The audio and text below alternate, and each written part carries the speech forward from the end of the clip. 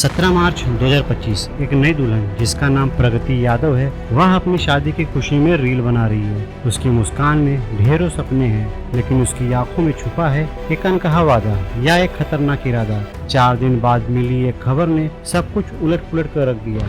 एक ऐसी खबर जो प्यार को कब्रिस्तान में दफन कर देती है। नमस्ते दोस्तों, मेरा नाम है एपी और स्वागत है आपका मेरे शो द केस स्टोरी के एपिसोड नंबर 2 में। आज हम लेकर आए हैं आपके लिए एक ऐसी क्राइम स्टोरी जो आपके दिल को छू लेगी, दिमाग को झकझोर देगी और आपको सोचने पर मजबूर कर देगी कि आखिर इसने ऐसा किया कैसे।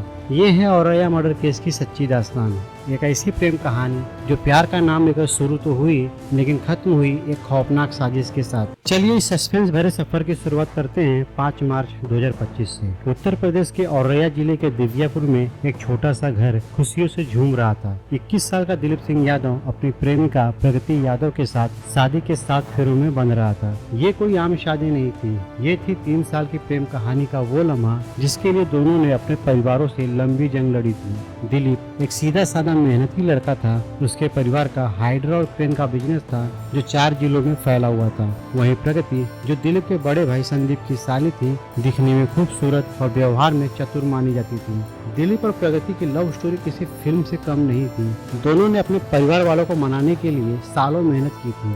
दिलीप का परिवार पहले ही शादी के लिए तैयार नहीं था क्योंकि प्रगति दिलीप के बड़े भाई की साली थी, या फिर ये कहें कि प्रगति की बड़ी बहन की शादी ऑलरेडी उस घर में दिलीप के बड़े भाई से हो चुकी थी और दिलीप का परिवार नहीं चाहता था कि एक ही घर की 2 लड़कियां उनके घर ब्याह ही जाए। लेकिन प्यार की जिद के आगे आखिरकार दिलीप के परिवार को झुकना पड़ता है और फाइनली 5 मार्च 2025 को दिलीप प्रगति संग शादी के बंधनों में बंध जाता है।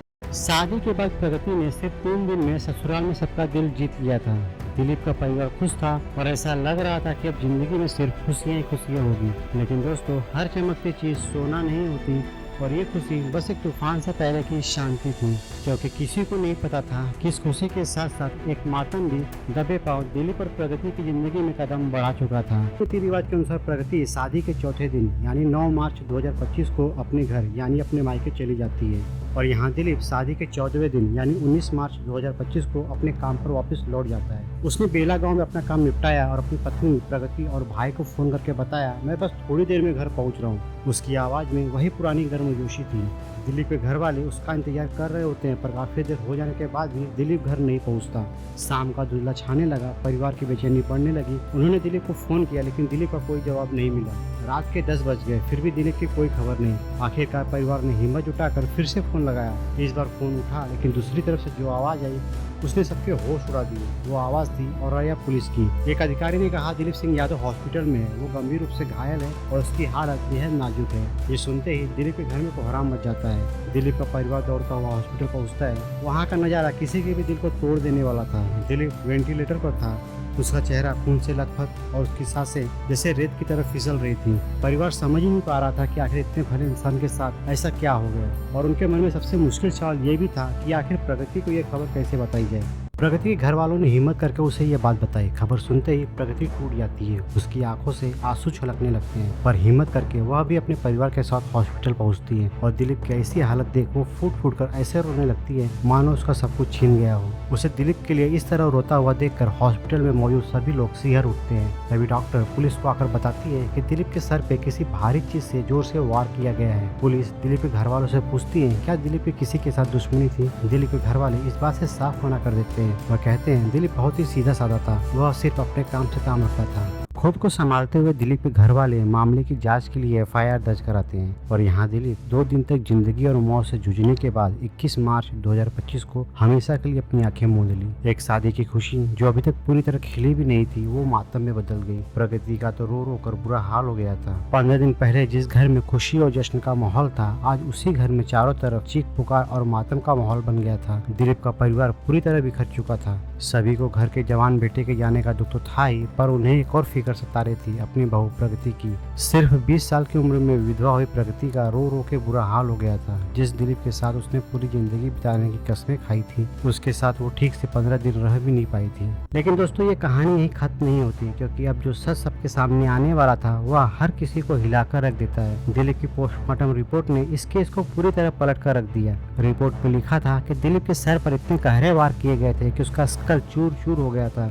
और सिर्फ इतना ही नहीं, उसके सर के पीछे गोली भी मारी गई थी। अब पुलिस, जो अब तक एक लूटपाट का केस समझकर चल रही थी, इस रिपोर्ट के बाद ये साफ हो गया था कि ये लूटपाट नहीं बल्कि एक सोच समझ के किया गया मर्डर है। दिलीप के भाई ने पुलिस को बताया कि दिलीप से जब लास्ट टाइम बात हुआ था तो उसने कहा था कि वो थोड़ी देर में घर पहुंच जाएगा। उसकी आवाज से सब नॉर्मल लग रहा था। इस बात से पुलिस को तो ये क्लियर हो गया था कि दिलीप ने जहां से अपने भाई को कॉल किया था और जहां वो गांव वालों को अधमरे हालत में मिला, उसी के बीच में ही दिलीप के साथ कुछ हुआ होगा। और यह पुलिस ने फौरन ऑपरेशन त्रिनेत्र के तहत जाँच शुरू की। इस ऑपरेशन में गवर्नमेंट द्वारा शुरू किया गया एक अभियान है जहाँ हजारों CCTV कैमरे क्राइम हॉटस्पॉट और हाईवे पर लगाए गए हैं, जो सीधा कंट्रोल रूम से कनेक्टेड है। पुलिस ने बेला और दिव्यापुर के बीच के हर फुटेज को खंगालना शुरू किया जिसमें दिलीप बेला से अपने घर वापस लौट रहा हो। पुलिस दिलीप की आखिरी कॉल के टाइमिंग के हिसाब से भी फुटेज चेक करती है और फिर पुलिस को मिलती है एक फुटेज जिससे इस केस का सबसे बड़ा राज खुलने वाला था। पलिया गाँव की ओर जाने वाली सड़क में लगे एक कैमरे में दिलीप एक बाइक पर 2 अनजान लोगों के साथ दिख जाता है। दिलीप के साथ अनजान ये 2 शख्स के बारे में जब पुलिस पता लगाती है तो उन्हें एक बहुत ही शॉकिंग चीज का पता चलता है। जो 2 शख्स दिलीप के साथ बाइक पर जा रहे थे उनमें से एक शख्स, जिसका नाम रामजी नागर होता है,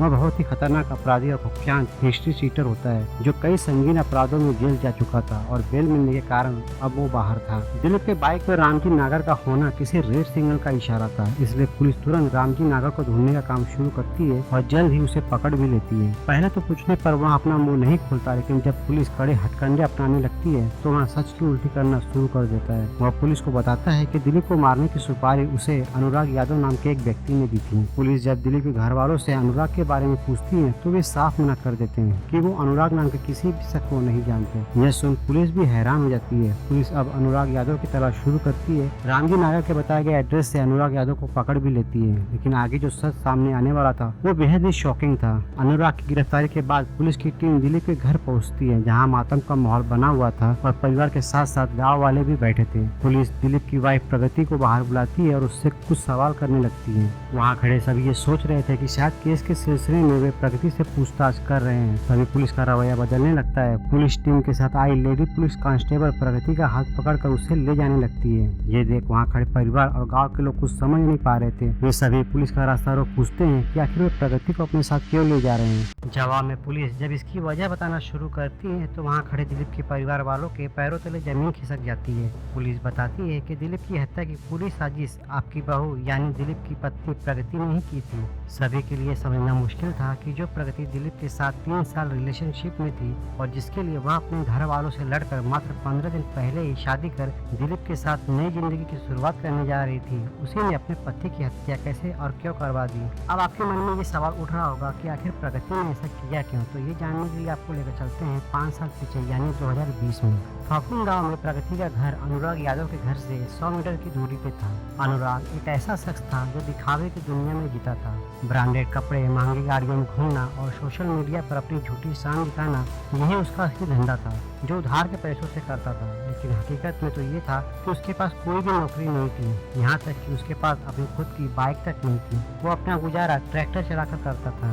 प्रगति उसकी झूठी चमक देखकर उसे अट्रैक्ट होने लगी थी। दोनों के घर भले ही आसपास थे पर दोनों के परिवारों के बीच जमीनी विवाद के चलते बार बार लड़ाई झगड़े होते रहते थे। फिर भी इन दोनों का मिलना जुलना गुप्त रूप से शुरू हो गया था।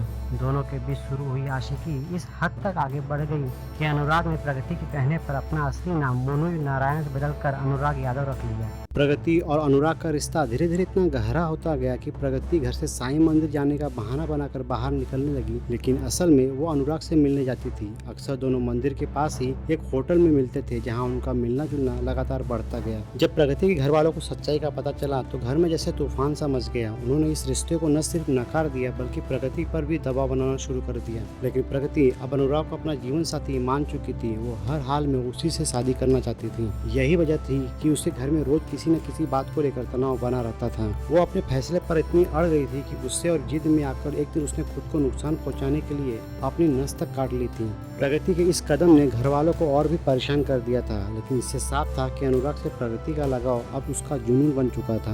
अनुराग जिस हाई फाई लाइफस्टाइल के सपने प्रगति को दिखा रहा था वो उन्हीं को सच मान बैठी थी और उसे लगता था कि अनुराग के साथ वो भी एक लग्जरी भरी जिंदगी जी सकेगी। असल में उसके मन में ये ख्वाब उसकी बड़ी बहन पारुल को देखकर पनपने लगे थे। पारुल की शादी 2019 में एक बेहद अमीर परिवार में हुई थी। प्रगति अक्सर अपनी बहन को आरामदायक जिंदगी जीते हर शौक पूरा करते देखती थी। उसकी चमक धमक वाली जिंदगी को देखकर उसके अंदर भी वो जिंदगी जीने की चाहत जाग गई थी। जब अनुराग ने उसे ऐसी ही जिंदगी के सपने दिखाए तो प्रगति को लगा कि शायद अब उसकी बारी है अपने सपने को पूरा करने की। लेकिन अंदर ही अंदर उसे ये भी एहसास था कि अनुराग से शादी फैमिली झगड़े के कारण शायद मुमकिन न हो, और अगर किसी तरह शादी हो भी जाए तो भी अनुराग उसके सपनों की वो जिंदगी नहीं दे पाएगा, क्योंकि उसकी हैसियत उतनी बड़ी नहीं थी। प्रगति के ख्वाब तो आसमान छूने वाले थे। वो सिर्फ सपने नहीं देख रही थी बल्कि उन्हें हकीकत में जीना भी चाहती थी, लेकिन अनुराग के साथ ये मुमकिन नहीं था। अब प्रगति के मन में लालच का ऐसा बीज अंकुरित हो चुका था जिसने उसे एक खौफनाक साजिश की ओर ढकेल दिया। प्रगति की बहन पारुल की जिस घर में शादी हुई थी वो परिवार भी फाइनेंशियली बहुत स्ट्रांग था और उस परिवार का छोटा बेटा दिलीप अभी तक कुंवारा था।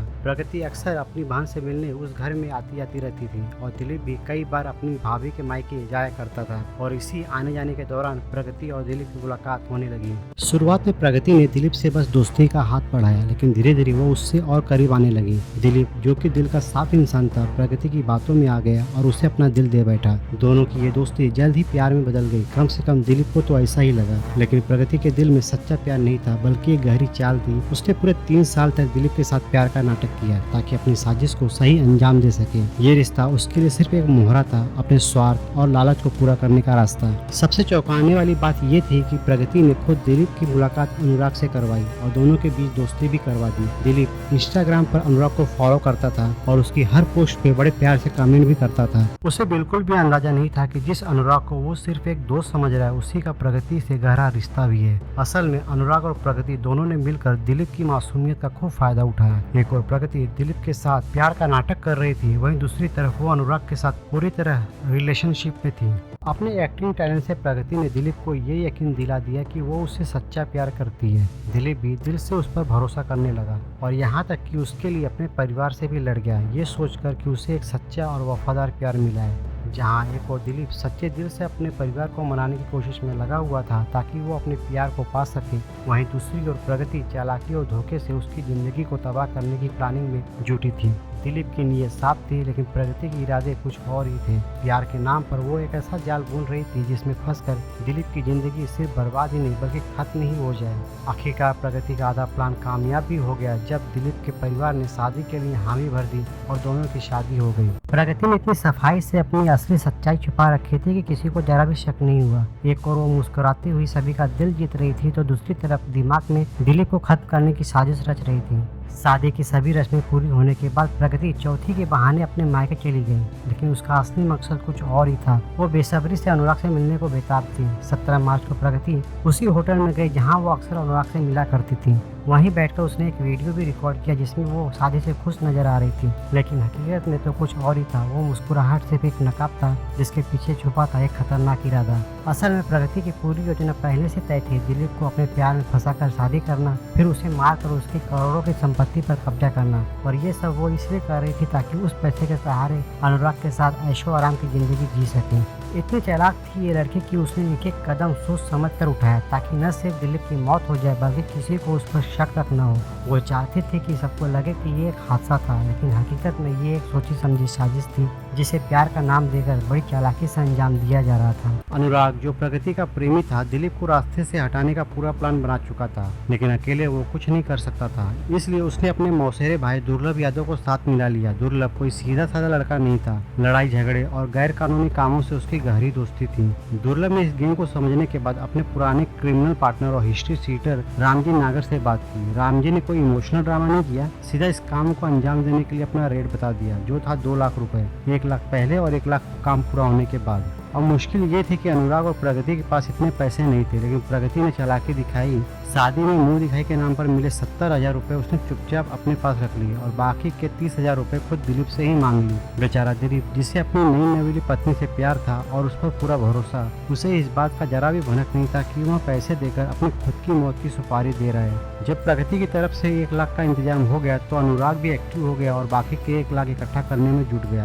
पूरे पैसे इकट्ठा होने के बाद इस साजिश को अंजाम देने के लिए अब 5 लोग शामिल हो गए थे। वो 5 चेहरे थे: प्रगति, अनुराग, दुर्लभ यादव, रामजी नागर और दुर्लभ का दोस्त शिवम यादव। अब प्लान सिंपल था, सही मौके का इंतजार करना। वो घड़ी जब दिलीप घर से निकले और उसे इस तरह रास्ते से हटाया जाए कि पूरी दुनिया उसे एक हादसा समझे, कत्ल नहीं। एक तरफ नई नवेली दुल्हन की मासूम सी हंसी, दूसरी तरफ उसके मन में पल रही दिलीप के मर्डर की स्कीम। और दिलीप, वो तो बस यही सोच रहा था कि उसकी जिंदगी अब एक नई शुरुआत की ओर बढ़ रही है, पर किसे पता था वो शुरुआत नहीं, अंत था। 19 मार्च 2025 को दिलीप अपना काम खत्म करके वापस घर लौटते समय प्रगति को कॉल करके बताता है कि मेरा बेला गांव में काम पूरा हो गया है, मैं कुछ ही देर में घर पहुंच जाऊंगा। मौके का फायदा उठाकर प्रगति ने बिना देरी किए दिलीप की लोकेशन अनुराग को दे दी। इसके बाद घटनाएं कुछ ऐसे मोड़ लेती है जो दिलीप की जिंदगी के लिए खतरनाक साबित होती है। अनुराग ने तुरंत रामजी नागर, दुर्लभ और शिवम को अपने साथ लिया और उस लोकेशन पर पहुंचा जहां दिलीप मौजूद था। वहां जाकर उसने दिलीप की पहचान कंफर्म करवाई और फिर खुद वापस लौट गया,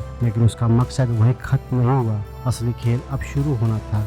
रामजी नागर, दुर्लभ और शिवम ने दिलीप का पीछा करना शुरू कर दिया, जो कि सीसीटीवी फुटेज में भी साफ दिखाई देता है। कुछ ही देर में एक सुनसान इलाका आता है जहां ये तीनों दिलीप की हाइड्रा के उनको रोकते हैं और दिलीप से झूठा बहाना बनाते हैं कि उनकी कार रास्ते में खराब हो गई है और उन्हें मदद चाहिए। दिलीप, जो कि दिल का साफ था और खतरे से बेखबर भी, उनकी मदद करने को तैयार हो जाता है। वह कहता है, चलो मुझे कार की लोकेशन दिखाओ। रामजी नागर ने मौके का फायदा उठाया और दिलीप को अपनी अपाचे बाइक पर बीच में बिठाकर दुर्लभ के साथ उसे पलिया गांव के एक दूर दराज के खेत में ले गया। खेत में पहले से ही शिवम दूसरी बाइक लेकर मौजूद था। खेत की उस वीरान जमीन पर दिलीप इधर उधर देखता है, मगर उसे कोई कार नजर नहीं आती। उसके माथे पर हल्की चिंता की लकीरें दिखती हैं, लेकिन उससे पहले कि वो कुछ समझ पाता, वह तीनों दिलीप को कस के पकड़ लेते हैं और बेरहमी से उसे मारने पीटने लगते हैं। दिलीप को कुछ समझ नहीं आ रहा था। वह अपने आप को बचाने की पूरी कोशिश कर रहा था, पर उस वीरान जगह पर वो था अकेला और ये तीन। दिलीप को जमकर पीटा गया, फिर बंदूक की बट से उसके सर पर कई बार वार किया गया, जैसे कोई पुरानी रंजिश का हिसाब आज लिया जा रहा हो।